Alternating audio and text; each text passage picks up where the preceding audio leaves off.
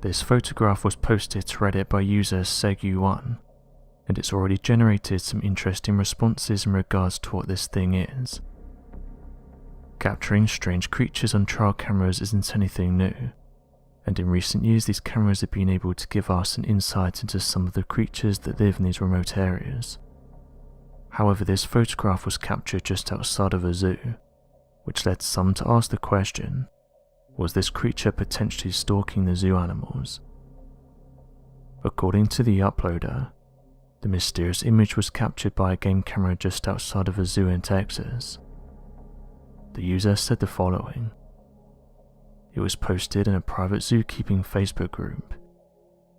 The keeper said they caught the image on a trial camera pointed at a perimeter fence and couldn't figure out what it was. I believe it was pointed from inside the zoo at the perimeter fence. It was the Amarillo Zoo. The OP's other posts go back at least a year, and they're all just normal animal keeper type posts. This led some to suggest that the private zookeeper wasn't looking for attention, as the majority of their images were just of wild animals, something that you'd expect from a trial camera, which in turn led users to say that this gives the photograph more credibility. The post was then shared to groups that research mysterious creatures, and one user said it matches the description of the Dogman. They said the following. This photograph closely resembles eyewitness descriptions of the Dogman creature.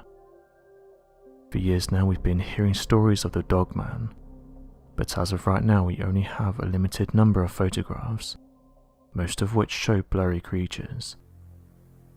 Although this one is still blurry due to being taken via a trail camera, you can easily make out that this is a bipedal creature, and appears to be wolf-like. Regardless of the Dogman stories, if you were to look at this photograph and not be aware of the Dogman legend, you would say that it looks like a werewolf, or a wolf standing on its hind legs.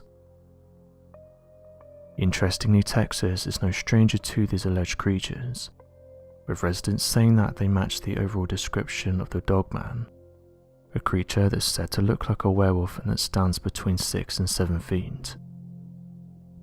Another encounter with the Dogman comes from a personal story recorded in recent years that circles around their encounter that had occurred in the county of El Paso located in Texas more than 50 years ago. Back in 1968, an 11-year-old and his group of friends went out during the summer to play baseball at a nearby baseball field, located roughly 5 blocks away from Richmond Avenue in El Paso. As they were playing and it got late into the day, someone hit the baseball at a skewed angle and it shot off into the nearby woods, located nearby the baseball field. At this point the sun had already set and it was well past dark. They were scared of leaving the baseball field in the event that there were people outside waiting to do anything strange. The group of boys walked close to the fence and looked in the direction of the baseball, only to notice a strange man standing outside the fence with his turn back towards the boys. As they called to him and asked the man to help them find the ball, he continued to ignore them and refused to turn around. Worried that the man would cause them harm, one of the boys grabbed a nearby rock and threw it in the direction of the man to get him to leave or turn around. After the rock fell silently to the side, the man dropped on all fours and seemingly transformed into a large wolf.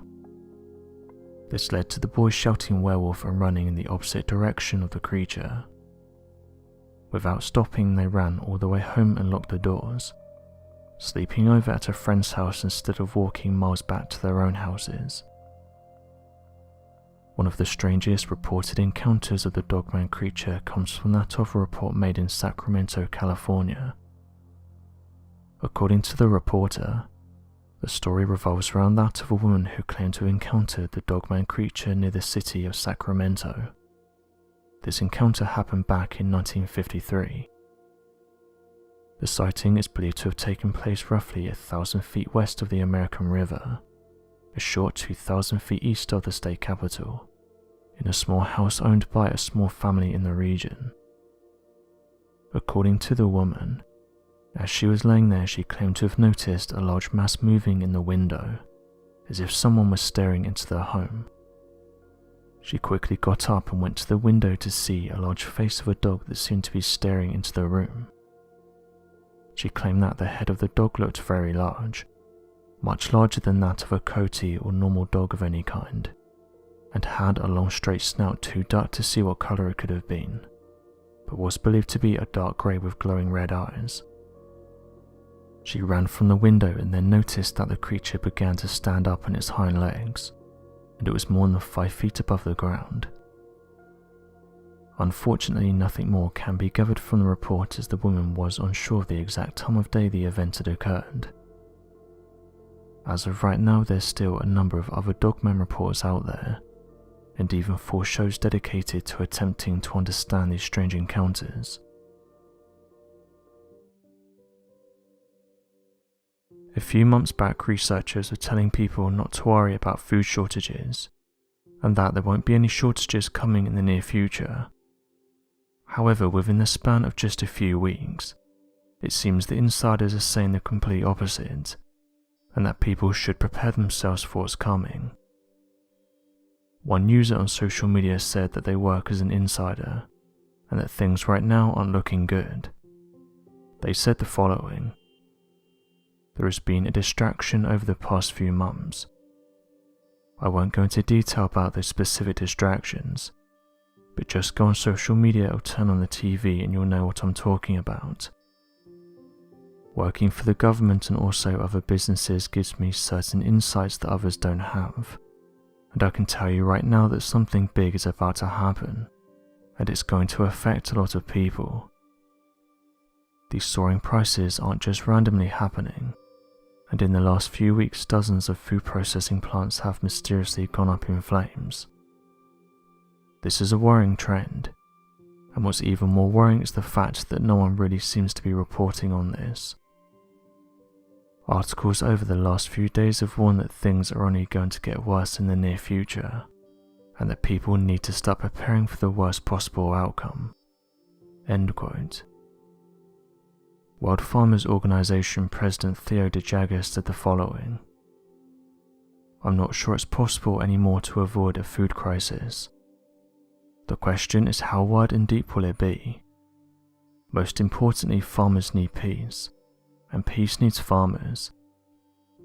If you speak to a farmer in North America or Oceania, the main talk is fertilizers, specifically the price and availability of fertilizers.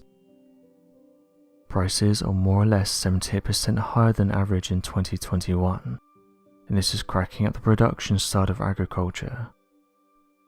In many regions, farmers simply can't afford to bring fertilizers to the farm, or even if they could, the fertilizers are not available to them. And it's not just fertilizers, but agrochemicals and fuel as well. This is a global crisis and it requires a global response." End quote.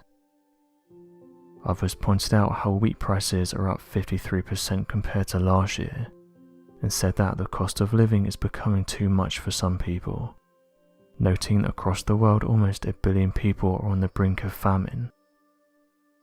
One food charity said the following: "We always promise to always be transparent and truthful with you.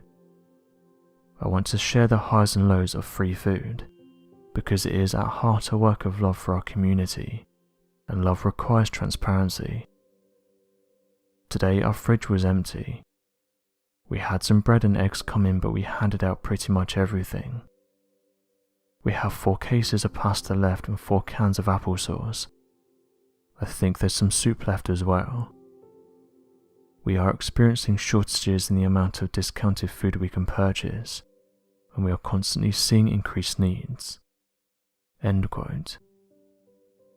One user said the following: "Why is no one talking about the food factories that are going up in flames? Why isn't this being covered on the news? I've seen various articles this morning talking about food shortages, and how by Christmas the shelves are going to be empty. Families are struggling in the United States right now due to baby shortages." And yet I've just read that President Biden is going to give federal workers the largest annual pay rise in 20 years. To me, it just feels like at this point they don't even care about us, like they don't even try to hide it. This, along with everything that's happened within the last few years, is really starting to get to people, and I'm not sure how much more people can take. I think we have a rough few years ahead of us." End quote. While another said this, "There's definitely a food shortage going on at the moment, and no one is really talking up about it. We can see it happening before our very eyes, and they're predicting that within the next 6 months people will struggle to eat. The United States gets $4.7 trillion a year to sort this stuff out, and they need to be held accountable. This isn't good enough. They know events are going to happen before the general public does, and they should prepare for things like this. People are at breaking point. Millions across the world are struggling, and there doesn't seem to be a fix in sight. And the worst thing about all of this is that it can be easily avoided. They try to distract us and don't take accountability for anything. It doesn't matter who you support, there needs to be some real changes, because at the moment far too many people are suffering when they don't have to. We have the money for war, we have money to send to other countries, but we don't have money to feed people, a basic essential for living. This has to change." End quote. One farmer in Snowdonia, North Wales said the following: "We're sleepwalking into food shortages, and that's a fact. I could take you to 10 farms in the surrounding area now that are turning down their production. Chicken farmers, egg producers, milk producers, even beef and lamb, because feed prices are going through the roof. We've got absolutely ridiculous fertilizer prices, and we can't forget that half of the food produced in this world comes from artificial fertilizer."